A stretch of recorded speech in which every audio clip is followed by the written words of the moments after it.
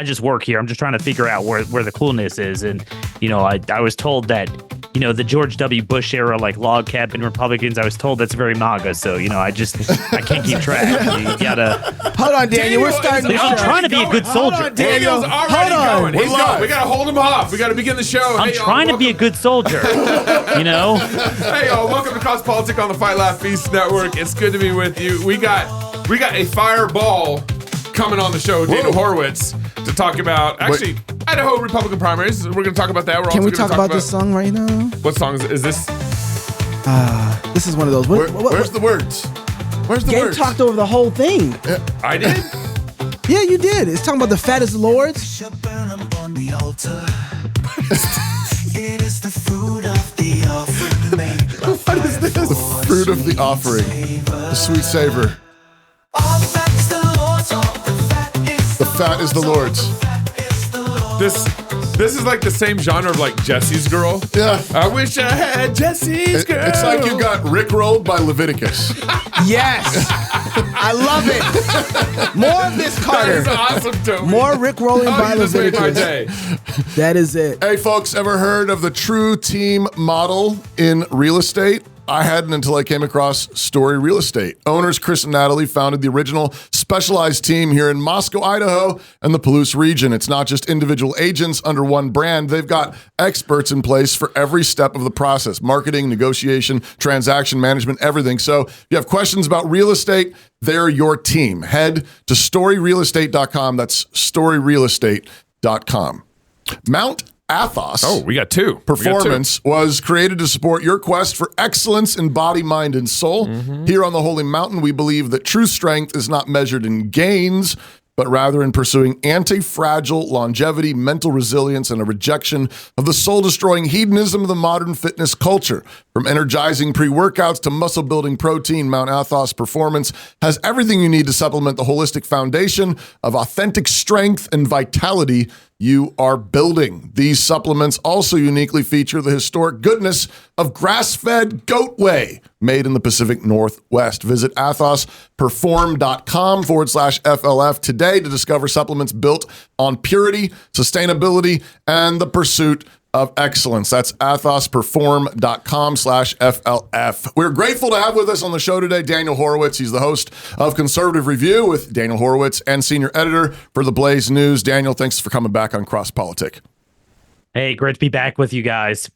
So, Daniel, it's the Idaho primaries today. You've actually released a video, about a 5-minute video on the Idaho primaries. You're somehow engaged and invested in what we're doing here. You retweeted Heather Scott, who's a good friend of our show here in Idaho. You care about Idaho, Daniel? Wow. And to me, so I grew up in Texas, where there's like 50 million people in Texas. Very big state. Very, I'd say, not as strategic as Idaho. Yeah. Why? In the sense that, Idaho's, because Idaho's only got 2 million people, highly conservative, or supposed to be, as we'll talk about, Daniel, highly conservative, but it's also, I think, easy to move. You try to move 2 million people in a direction versus 50 million people in a direction, you're like, herding cats. But the interesting thing also about Idaho is whoever wins the Idaho primaries in May today is going to pretty much be a guaranteed Republican winner in November. Yeah. That would be true for the governor, the lieutenant governor, the AG, a lot of statewide. Primaries kind of decide a lot of it. Primaries kind of decide. And then, Daniel, you probably know this too, is like the amount of voters that turn out for Idaho primaries is minuscule to the amount of voters that actually turn out for the November primaries, when basically the vote's already decided. Right. So we got all these Idaho voters that show up in November to elect a governor. Well, that election, actually, the real election happened in May. Right.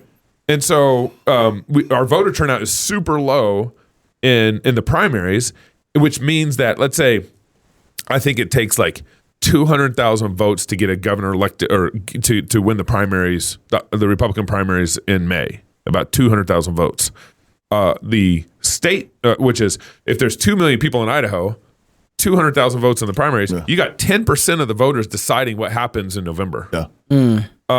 So, Daniel, is that kind of I think my guess is one of the reasons why you're so invested in Idaho primaries and the Idaho election is because you kind of see it the way I see it, where it's kind of a strategic Republican state. I mean, it's basically May 21st, the most important elections of our lifetime. Who's saying that? But it is. And here's why. It's both Idaho strategically, but also what it represents. Mm-hmm. And the reason why I'm so interested is because I'm in Maryland, which is a mirror image of Idaho in the other direction. Yeah. Where, I'm like, oh my gosh, I got to get out of there. Where do I live? Well, okay, I'll move to a red state. But then, Idaho is a state where there are potentially tons of tailwinds that we can pick up on. Mm-hmm. But if we don't, we can't do this anywhere. There are people fleeing, just like a lot of Marylanders are going to Florida. A lot of people from California, Oregon, Washington are fleeing to Idaho only to find out that, oh, whoops. I mean, okay, the guns are a little better, maybe a little bit more, anti-abortion and, photo ID for elections. Mm-hmm. But at its core, the culture, the fiscal and social values of the state agencies, the Department of Education, Department of Health, that is not going to be there for me to interpose against what the feds are doing. I mean, I cannot live this life. We still have COVID fascism there. We have biomedical tyranny. We have the tranny agenda in the public school system. We still have agencies that are not just not tooled like in Florida to be a force for good for conservative values, but downright still promoting everything you would see in California. So, everyone's like, hey, Daniel, you got to move. And I'm going to move at some point, but I'm only going to move once and I want to make it count. And it would be tragic. I know so many people that move only to find out that it's Tweedledee Tweedledum. So, the thing with Idaho is, like you said, it's a pretty homogenous state. It's a small state. And if we can't win there, we can't win anywhere. Now, there's another reason why I believe this is our Waterloo. Because we've been losing almost every primary. Okay, I mean, let me just say that straight. So I have never seen a time. Republicans are winning a lot of primaries. Who's we? Okay, so let me define we. Yeah. Never has there been a time where there has been such unified thought and articulation in conservative media that there is a fake Republican Party, a uniparty. They're worthless. They're betraying us every day. But bizarrely, it's unfolding right as we are having primaries of these very people, state by state. And to conservative media, my colleagues, it's as if it doesn't exist. And then they're like, everything's Trump. But Trump is endorsing every single rhino. Not even every single incumbent, because there's some good incumbents he's not endorsing. Like some good he does. Massey.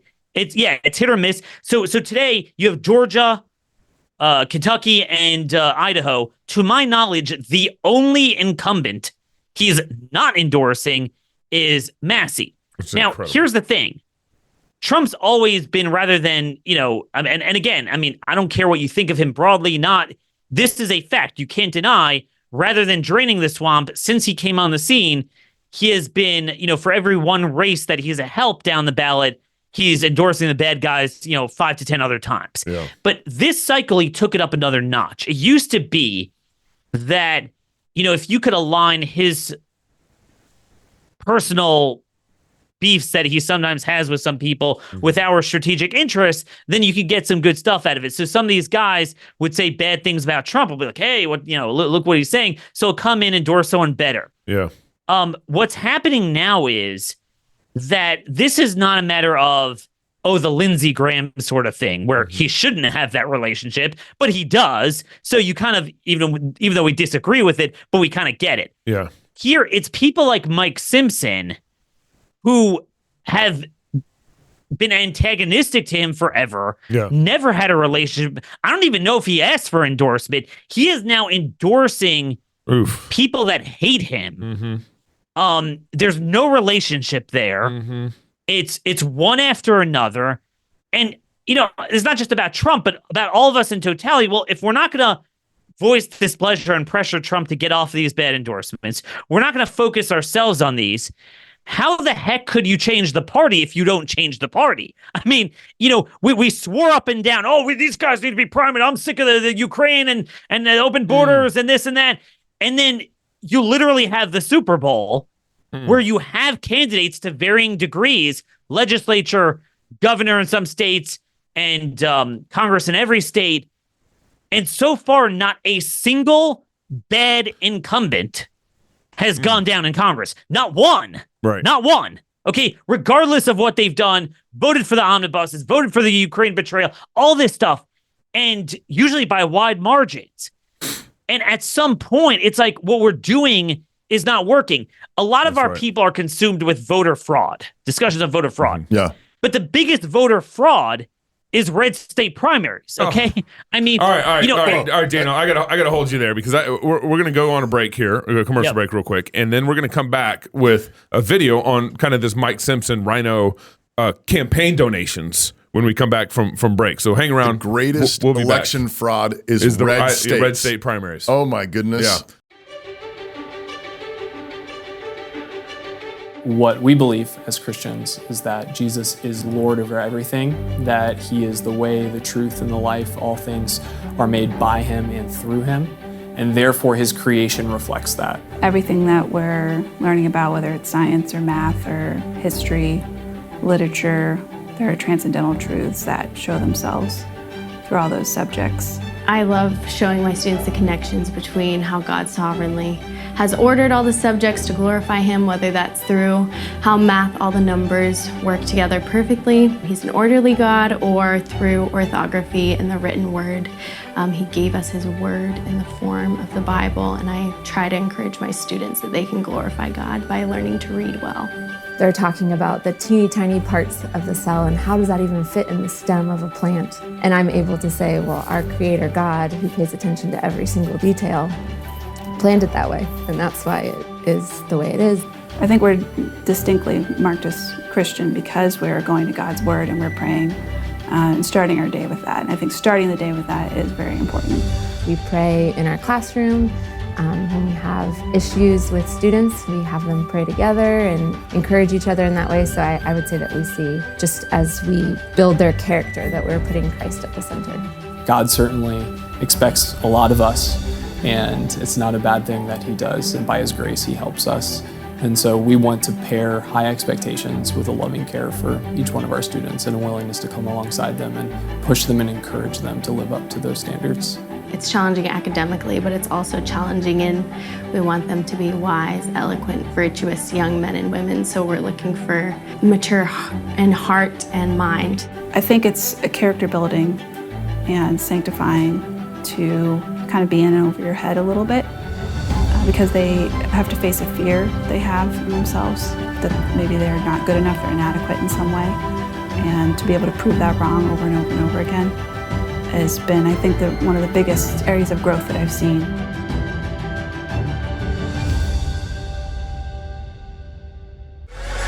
Hey, y'all. Welcome back to Cross Politic. We have Daniel Horowitz with us. Fireball Daniel Horowitz. You get him going. He's like the Energizer Bunny. Nuclear bomb. Nuclear bomb. So we're talking kind of Idaho primaries today. What's going on kind of in the rhino culture in the Republican Party. Daniel, just before we went on break, said, what did he say about the Idaho primaries? He said the greatest voter fraud is happening red primaries. in red primaries. Yeah. Red primaries. So we're going to have him flesh that out. But what I want to show you guys is, so our congressman, Mike Simpson, he's been around for decades. We've ran candidates after candidates against him every primary. And Donald Trump just endorsed them. But here's this clip I want to show you from all the liberals and liberal companies that have donated tens of thousands of dollars to his campaign. Okay.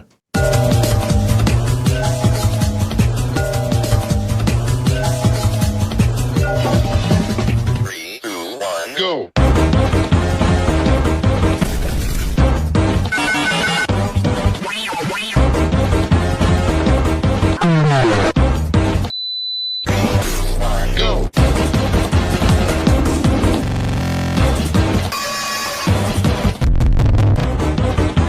Bill Gates.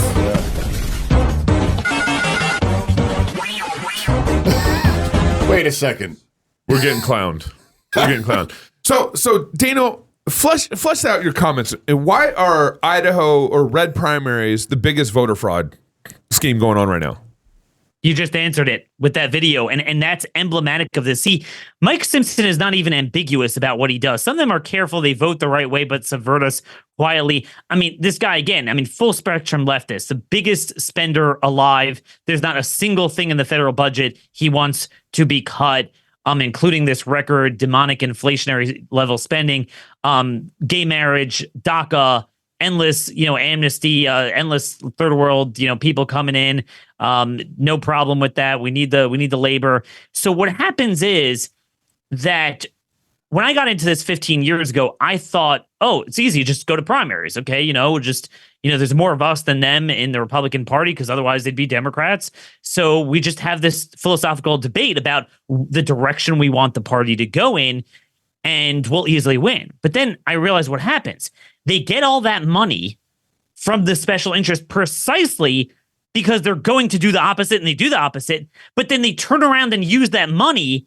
And especially when there's a Democrat in the White House, they're like, Biden sucks. And yeah, we fight the Democrats, Mike Simpson up there fighting for Idaho values, protecting you from DC.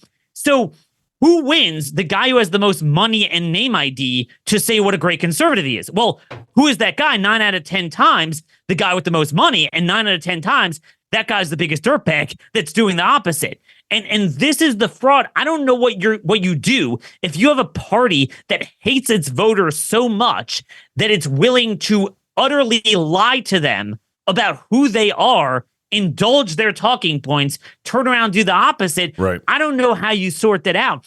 And, again, this plays out in every single primary. There's not a single one. Let me explain something to you, how severe this is. In Maryland, okay, no Republican could ever win. Now, they think this is an anomaly where Larry Hogan, who was governor for 8 years, could somehow win as a Republican. Mm-hmm. Now, this guy is even to the left of Mike Simpson, if you can imagine that. Wow. Now, in Maryland, you can imagine, okay, so there's no Republican Party. So he just walks into a primary. The primary is not the thing, it's the general. But nonetheless, there's no threat of him losing.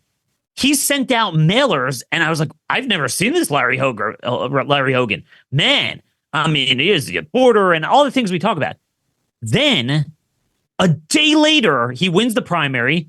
A day later, we need to bring back Roe v. Wade. He's running ads on that. So this is a little different dynamic in Maryland. But the point is, even there, where he almost didn't even have to do it, they lie to primary voters. And I've been struggling with this for 15 years. And, we needed Trump to come in and endorse our guys to be that force multiplier for people who lack the money and name ID to challenge the system. But instead, again, 9 times out of 10, best case scenario, he stays out. But usually he goes in for the wrong guy. So at some point, we need to step back and ask ourselves, how are we going to change things if, despite everything people like Mike Simpson have done, they're going to continue to breeze to renomination with Trump's support? How in the world are you going to change everything? And one more point on Trump, there's a lot of talk about it's not Trump's fault, right? So these dirtbag Republicans, they come in there and they lie to him and they trick him and they fool him.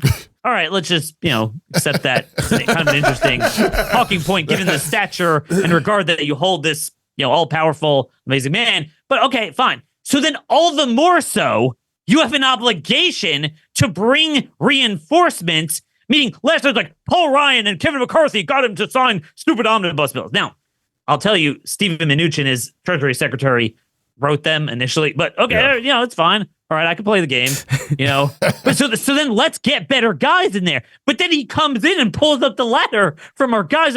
What are you going to do?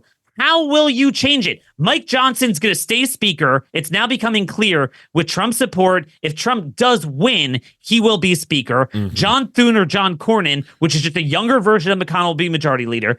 Down the ballot, we're not moving the needle. We're actually losing some Freedom Caucus guys. Mm-hmm. What are we changing? So if I understand you, first of all, let me say something to you, Daniel.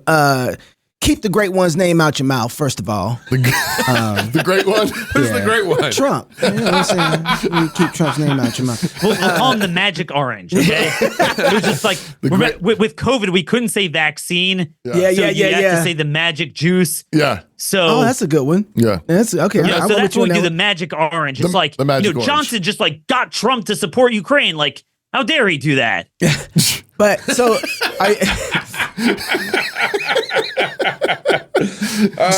are you really saying though? Because a lot of people are looking at this next election, be like, Trump's the only option. Are you really saying, look, no Trump, don't do Trump, don't vote Trump? No. I'm glad you brought that up. I'm sick of hearing that. I'm like on the verge of profanity, and it's nothing personal to you, just because it's so obvious. There's a third option. You know what that's called? Gently. It's called being a movement. Gently urging and voicing displeasure with your guy. It works wonders. Ironically, I'm the one who gives Trump more credit than any of these other people. They're like, seemingly it's hopeless, just let him do what he wants. I'm like, no, Trump does care about what his base thinks. He has shown that. But if you don't voice your displeasure, see, this is not November 1st. This is not October 15th. And I've been saying this for months when it was like 8-10 months out from the election. Now is the time to sort this out. Now is the time to say, hey, buddy, you're moving to the left on Obamacare. You move to the left on tranny stuff. You move to the left on certainly abortion. You move to the left on Ukraine. Right. You're making all these bad endorsements. You're saving Johnson. Like, what the heck? Something is going wrong here. Let's stop that. You would need to do that, whether it's DeSantis, whether it's anyone else. You cannot worship someone. The point of having access that all these Mar-a-Lago people take their selfies for should be to have influence. Yeah. Okay, that's the point. It doesn't mean you have to not vote for him over Biden. That's a different decision. But we have this notion. And I want to move away from Trump because it's relevant to the state legislative elections in Idaho and the other things. But we have this notion that we live in perpetuity with that 5-second decision on the first Tuesday after the first Monday in November every 4 years of, what do I do? Some Republicans better than some Democrats. Let's put that on a shelf. But there's every hour and day in between that you have to raise your voice, get involved in the legislative sessions, get involved in the primaries, start voicing your displeasure. You don't have to throw yourself at them. Get them on your plantation, not the other way around. This was true before Trump with Romney and McCain and Bush and all these other guys. But, it certainly doesn't end with him. I mean, I don't know. It's such a simple idea. Like, shh. 10 months before, no. We can't say anything because somehow if internally we voice displeasure, somehow the Democrats are going to win. I'm sick of but the Democrat, we get the Democrat anyway. We saw the same thing actually during COVID with we talked to the state legislators in South Dakota when we did our rally there. Yeah, that's right. And they were telling us about Kristi Noem, right, and pointing out that like actually behind the scenes, like she went on this, she primaried all the Freedom Caucus guys. Yeah, she went on this like victory parade of like I didn't shut us down, and behind the scenes, the legislators were like, actually, we told her she was not allowed to shut us down because she wanted to. Because she actually wanted to, and so there was a lot of pressure being exerted on her to do the right thing, and she did. And so I think that you're making a really good point. I think so too. We don't understand how important it is to exert that friendly pressure, like we're here. We talked about this even during the COVID stuff. Reagan appreciated that. It happened during his time. And you always need that. You always need that because remember, the inertia is only in one direction. You saw that litany of special interest money. We are our best advocates. We are our only advocates. We don't have anyone but ourselves. And the bottom line is we think the die is cast the minute you press that. It's not. I mean, every day there are policy decisions, whether it's in media, whether it's on the floor of the legislature, whether it's off season, when they're at a session exposing what the Idaho Department of Education, Department of Health are doing. I mean, these are the sorts of things we all need to do. And the more you have that synergistic approach of grooming primary challengers while you're focusing and exposing the legislative sessions, that's how you build a movement. And I just want to move to a positive that I hope will be a positive. The reason why I think Idaho is almost like a Waterloo is because until now we've had weak infrastructure in the state so far. Indiana, Ohio, there's nothing. There's just nothing there. I mean, that's right. You have GOP supermajorities, but there's almost not a single conservative in the Idaho and in the Indiana legislature, and we don't have much infrastructure. Yeah. This is the first state, and along with Georgia a little bit today, where we have a Freedom Caucus that has been put in place. Yeah. We have allied outside groups. So it's not just kind of one or two random guys with no name challenging incumbents. You have a whole slate, a whole movement, and this will be very, very telling. And that's why it's so important that, look, the people are very complacent. But Steve Deace and I have this debate all the time. Is it mainly the people's fault, or is it more of a Burkean approach that we lack conservative media and leadership like the left has in their primaries to guide people on, you wouldn't know what Kristi Noem was doing. You wouldn't know. A lot of people don't know what Brad Little does.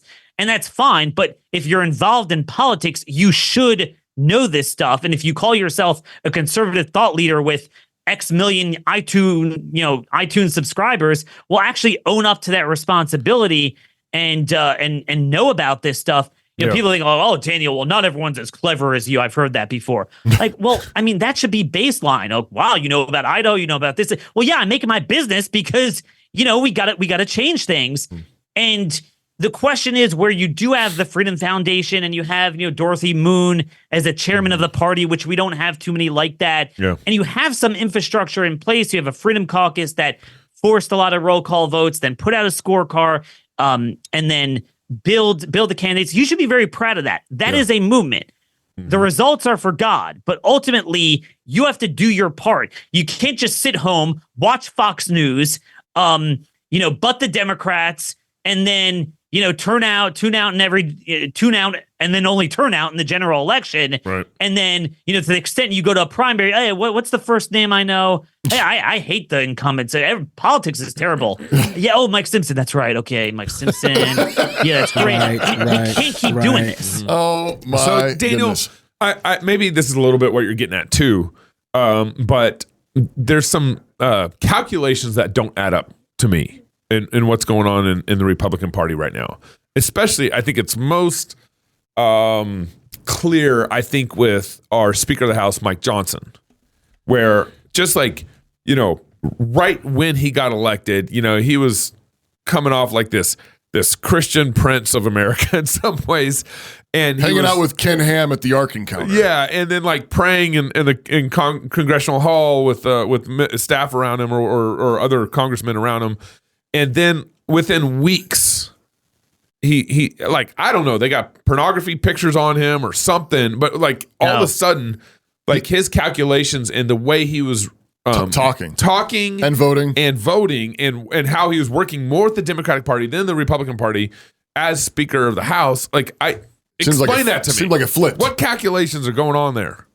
So it's funny. I have a different take than everyone because I think that's a little bit too convenient. People think our base is primed to think everything's a fraud, everything's stolen, everything's, and there's definitely clear frauds. And we talk about people who lie, but then there's another thing too that, and this is so important. And I'm not getting paid to do this, but I'm going to put on a commercial for the Idaho Freedom Caucus. This is why the state Freedom Caucuses are so important. You have a lot of people that are decent human beings. They live conservative Christian lives themselves personally.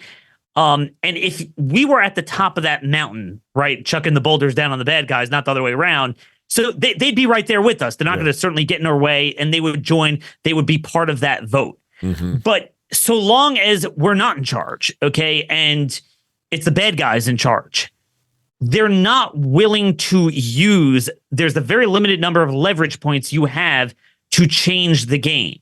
Mm-hmm. And, a lot of guys, okay, quietly, they just want to vote the right way. Mind you, he was never really like that. I mean, he voted for the debt ceiling increase before he was speaker. It was always very superficial with him. Mm-hmm. He's not even a good example of this because it was just when it's easy. We're all good without adversity. But because we think, oh, you're a fraud. We have to understand it's not easy to govern conservatively. I don't think people understand that. Yeah. There's a way of doing it, and we kind of have a certain model that we vividly see that for some reason we don't want to learn from, or sometimes downright repudiate and reject.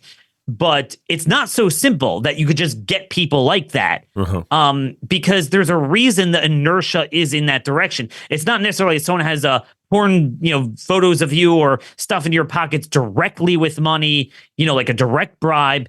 But it is a certain groupthink inertia.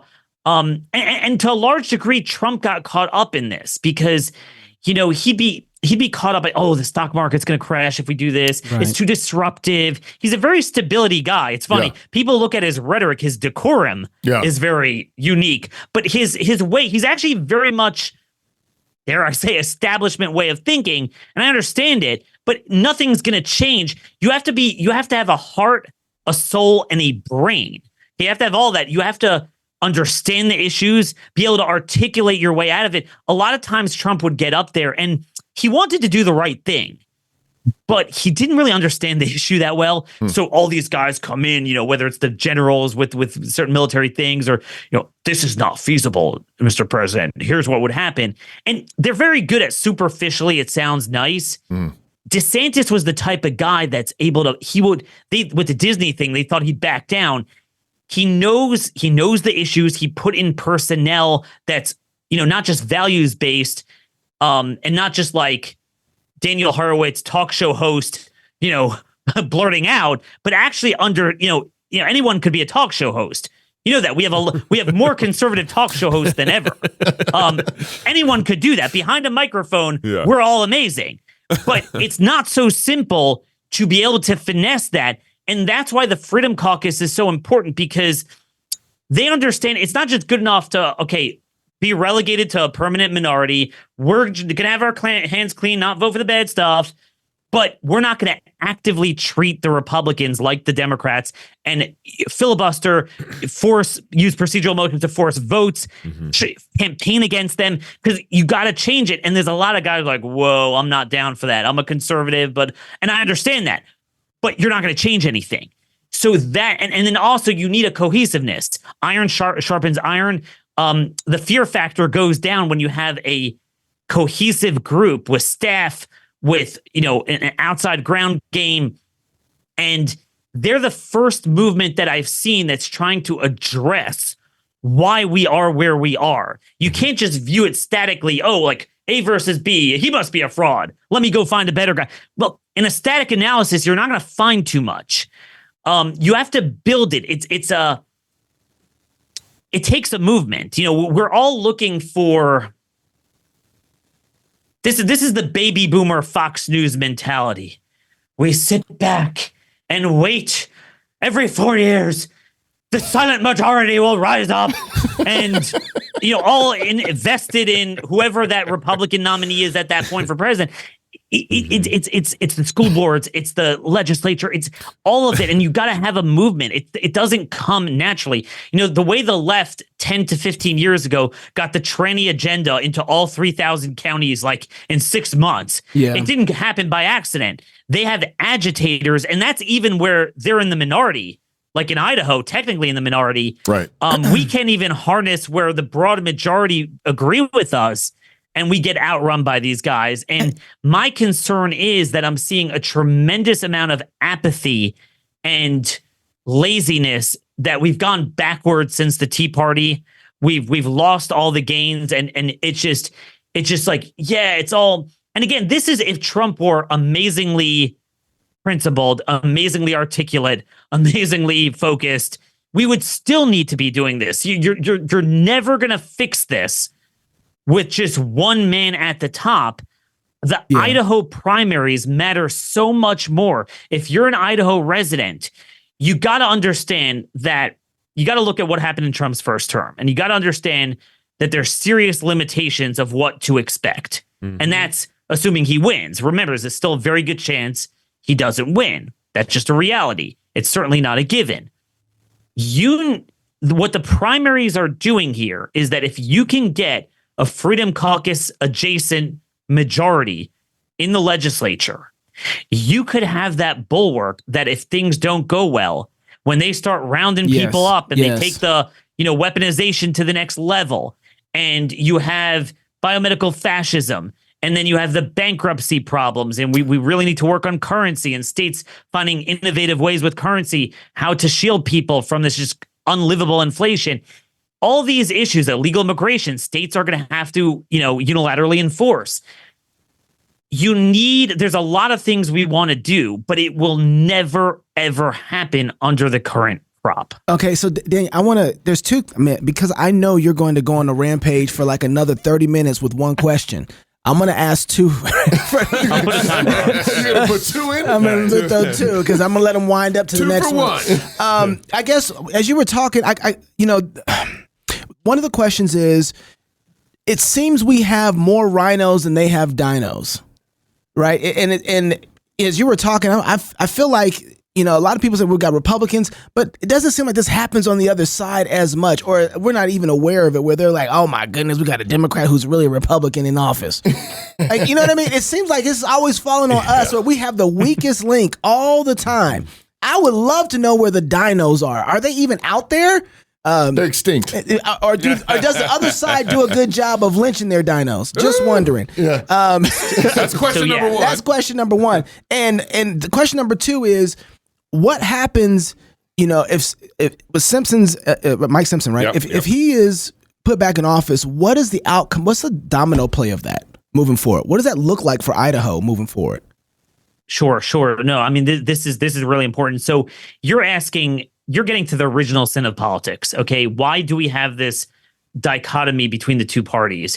You're asking the right man, because Maryland is, again, a mirror image of Idaho. Right. So you would think, wait a minute. Well, Maryland's a one-party state, so why don't we have Republicans, running as Democrats and living out their agenda vicariously through Democrats? Like, shouldn't we see the opposite?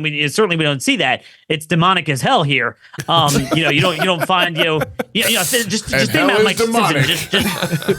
Just think about Mike Simpson for a minute. Yeah. Okay.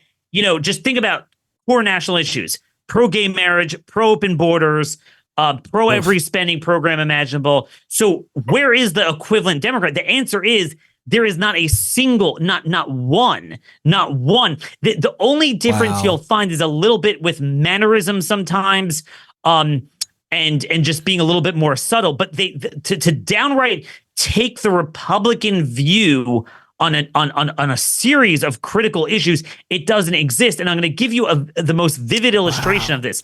In Maryland, we just had a Senate primary with Democrats, and a lot of Republicans were laughing, and they thought this was funny, and they learned the wrong lesson. So this guy, David Trone, is a congressman from Maryland. There's an open Senate seat. So you can imagine you have an open blue seat. There's going to be a lot, Democrats vying for it. So this guy bought himself the airways, pretty small state, more expensive than Idaho, but small state, $62 million in TV ads. Just he's a very wealthy guy, independently wealthy, just flooded the zone. I mean, that's all you saw. And people were shocked that they came to election night and, this kind of grassroots, pro-Hamas BLM type, won, and not just like close, but by 13 points. Like, whoa, I mean, she was outspent, 10-1 or something. And the answer is they have a movement, we have an industry. They have a movement, we have an industry. So when you have a movement, they're like, hey, David Trone, you're not going to force your guys on our primary guy. Now, mind you, David Trone has a 2% Heritage Action score, right? He's a total leftist. There's not a single issue he dissents, but he's not going to walk around. He's a white male. He doesn't give off the vibe. He's wealthy. He doesn't give off the vibe of like someone defecating on a police car or the guys on the campuses he doesn't give off that vibe. But even though he'll be totally into the, we need to support Gaza or whatever. But no, they wanted someone who just really just like goes all out, no self-awareness. So just like, someone with the Palestinian flag. This is woman also Brooks who won. And they have the organizations, the NGOs, and the ground game. And they had a mail-in ballot. By the way, this is going to be a microcosm of what's going to happen with R versus D in the general. They swamped the guy with the mail-ins, and they got their guy in. And again, it's David Trone was not a Democrat Mike Simpson. Yeah. He is down the line, but he's just not like openly demonic about certain things. It's like, he's not going to say Israel shouldn't exist. That's kind of where the Democrat base is. That's like a new frontier that's pretty recent. Yeah. That's where the nominee that they got. And we don't have that. We do. You guys are you guys are ahead of most other states in building that on the right in Idaho, and I give you guys a lot of credit, and that's why I'm highlighting it. But I will tell you that the problem is the original sin, and the reason is that their grassroots could swim in concert with the moneyed interests. For us, we have to work again. There's no money in sovereignty, security, civil society, traditional values. It's abstract. There's no money in that. Yeah. Okay. There's no, and this is the problem. So, when you're on the left, you're an entrepreneuring law school student, and you want to go and agitate for, the trannies and balls cutting and illegals or whatever, Hamas, whatever you want to do. So there's an endless litany of Soros-funded, Ford Foundation, NGOs that they have smart people. They could go in there and, okay, here's, $200,000 salary, swing for the fences. So I'm good. I know I could support myself. And now I just fight for a cause. Yeah. On our side, in my industry, everyone's got to eat and you got to earn your keep because there's no free money. Right. So you have to find some way of trying to make that money. Well, as you well know, it doesn't always conflict, but it certainly doesn't work with and often conflicts with values. So right now, to tie this in, right now, if you had a movement, what would be good for the movement is for people to sit down with Trump and kind of read him the ride out. Like, hey, what the heck, guy? You're sliding too quickly. You got to remember we're here. But if it's an industry, and you need to make money, out of the people on the top 20 on the iTunes list, who's going to want to do that? Okay, you know what I mean? It's not good for business. Right. And I'm just telling you why we are where we are. Right. So the domino effect is we keep electing people like Mike Simpson, and the domino effect is that even if Trump wins and they get a trifecta, nothing will change because Mike Johnson, just the dirty little secret, I'm not defending him, but is a reflection of the majority of people there. That's the reality. Mm-hmm. The Mike Simpson, I think they call it the Tuesday Group. That's like the Rhino Freedom Caucus. They have about twice as many members as the Freedom Caucus. So these are the people that are to the left of leadership. Yeah. Mm-hmm. Okay. So that's what you have. And even from an R+14 district, you have that in spades. You have that the North Dakota and South Dakota at-large congressmen are part of that group. Utah, we got a bunch of these people. And what's going to happen is we can't have a government shutdown no matter what. So no matter what, we can't risk government shutdown, can't risk a debt ceiling. We can't risk having any reauthorization bill lapse. So, you tell me where we go. That's the domino effect. And how do I know this? Because we lived through it. And we're always told that these rhinos have a way of convincing Trump. Well, if you want to put it that way, so they'll continue doing the convincing. And, so you basically get, and by the way, I didn't even get to the Senate. The Senate GOP makes the House GOP look like the founding fathers. So, I can't that's a whole nother. Stop it. That's if you get it past the House. I can't. I'm sorry. I could lie to you and tell you it's self-executing. Lie to me. But I'm not done yet. There's one more domino effect. Lie to me. I want the lies. Right. Plug me back in the Matrix, man. I want to go back. Well, I think that's what. Yeah, but you don't have gray hair there, so you're not the baby boomer Fox News listeners that want to hear this. I think you want to hear something new, so you don't want to be lied to. It's true. Yeah, it's true. And the bottom line is, hang on, just so what are we left with? I'm gonna come right back to you. I need to read this ad. Otherwise, we're never gonna get to it. There's 3 things you need to know about 1689 cigars. They're amazing. They're amazing. They're amazing. You guys don't know, but I'm an owner in it now. When you purchase from 16, what? Yeah. You didn't offer us to come in with you on that? You're distracted. You when you purchase from 1689cigars.com, Gabe gets money. You help feed small wrench children, provide jobs, and folks in Nicaragua who would otherwise have very difficult time providing for their families. My kids need to eat too, and they reduced handouts. Maybe move to Nicaragua. Every time you enjoy.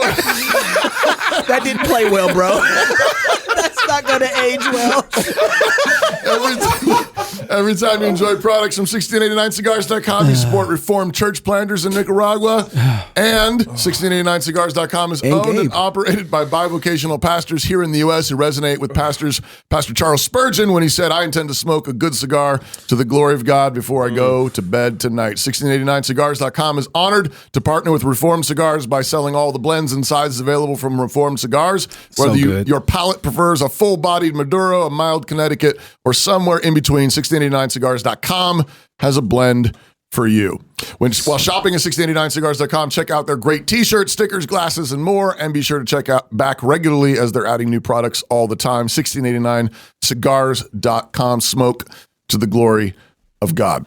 Hold on. Yeah. I read, so I get to ask the next question. All right. Daniel, you said you said this a couple times. I think you said there is a way to govern conservatively, but nobody wants to do it. And I think you've thrown it out there a few times. You've implied a few things, like I think you're saying like government shutdowns and things like that is what is really necessary to govern conservatively. But can you flesh that out? Can you tell? I mean, if you can talk, tell us what to do. Talk to Dorothy Moon. You can talk to the Heather Scott, the Freedom Caucus here in Idaho. Heather Scott, Scott Herndon, some of our other buddies who are trying to do this. What does governing conservatively look like in Idaho in particular? So obviously there's two different things. Government shutdown was more the leverage at a federal level. When I was talking about states, I was talking about more like Florida is an example of, where you would think if you could do it in Florida, by golly, you should be able to do it in Idaho, it's very parallel to Florida, where they're probably the two states that have the biggest percentage of conservative refugees coming, one in the West, one in the East. But the difference is, I would argue, Idaho started out much better. Remember, Florida is a very diverse state, lots of big urban areas, the third largest state in the country. And it was the consummate swing state until recently. And he was able to floor the gas pedal and then win and move the state over. And one of the things he did is that he destroyed. See, this is what owning the libs actually is. He destroyed their power base. What the left does is they use policy to build voters, right? Whether it's the dependency, whether it's the teachers union. He just destroyed. He had it in mind 3 different power sources that they have, and he destroyed each one of them. So it's not just that he's doing good things. The values are getting better. The economy is getting better. Healthcare, education. You got Latipo out there. Like just today, you have a major Sarasota hospital that's now voting to adopt Latipo's position on the vaccines. I mean, can you imagine a hospital in Idaho? The hospitals are terrible, red state, blue state, and they all buy into it. That's why he changed the culture. Now, I don't want to pour cold water on hopefully what should be an amazing legislative election, but you really do ultimately need a governor. And what I would advise you guys is that if you have one star to run in a state, don't waste him by running him for Senate. That thing is over. That thing is done. I mean, there's 3 conservatives in that chamber. You're never going to run governor. You get governor. What DeSantis has shown is you really need the governor. That is the most important position in America. We should have 20 DeSantis's plus and build on that and grow that. Again, putting the presidential election aside, remember, this is why Idaho is so important, because like I just told you, we're not going to accomplish much. I didn't finish that thought that the rest you can do is Trump executive orders, but the courts have shown that they'll mess with most of them too. That's a whole nother issue.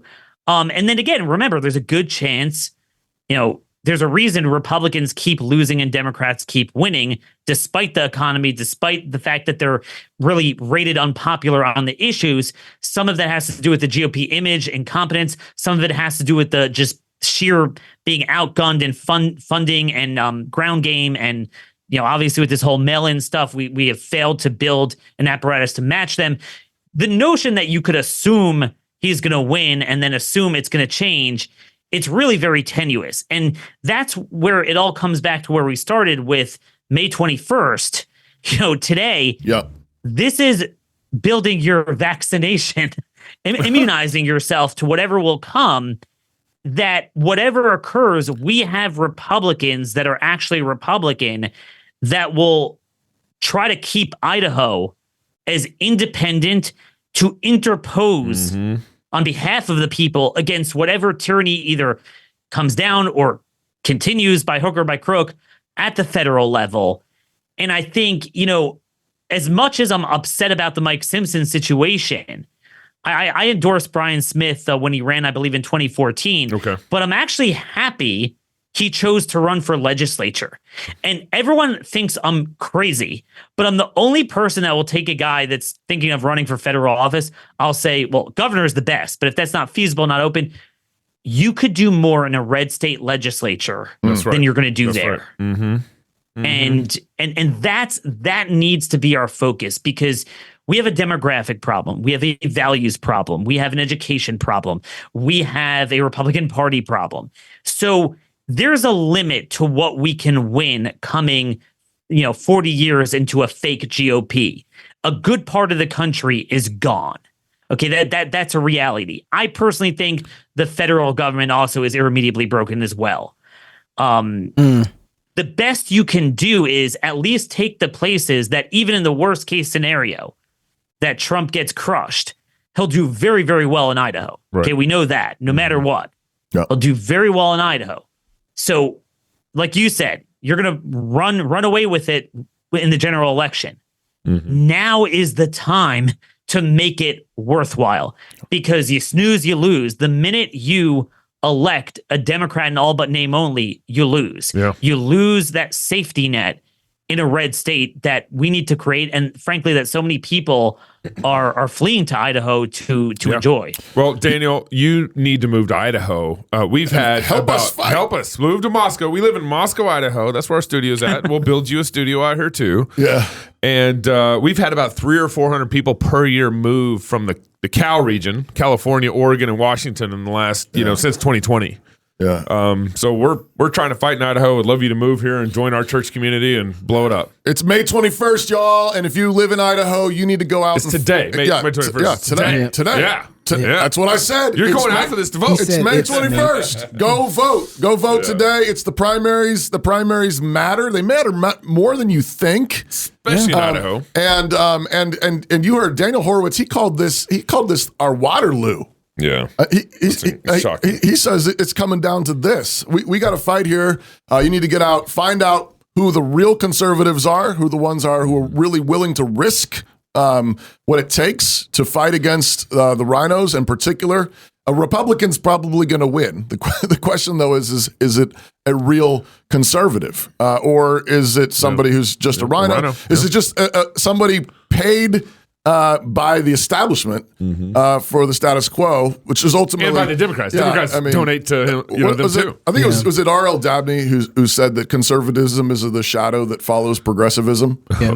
I mean, that's Ouch. Unfortunately too often. I mean, he's writing in the 1890s, 1880s, and he's already pointing that out. That's what we do over and over again. So because the public school system already been around for 60 years. Yeah. You already saw it. Yeah, he was seeing it coming. federalized. Yeah. Hey, Daniel, thank you so much for joining us here at Cross Politics. Appreciate you. I listen to you often. I'm always impressed with everything you have to say, man. Very grateful for you. Thank you. Really enjoyed it. Looking forward to coming back. All right. You're welcome to come back anytime in studio. Serious. Hey, if you're single, get married. If you're married, have you some kids. And if you have kids, go baptize them. Until tomorrow, love God with all your heart, soul, mind, and strength. Love your neighbor as yourself. Go fight, laugh, and feast. This is Cross Politics. Get out and vote.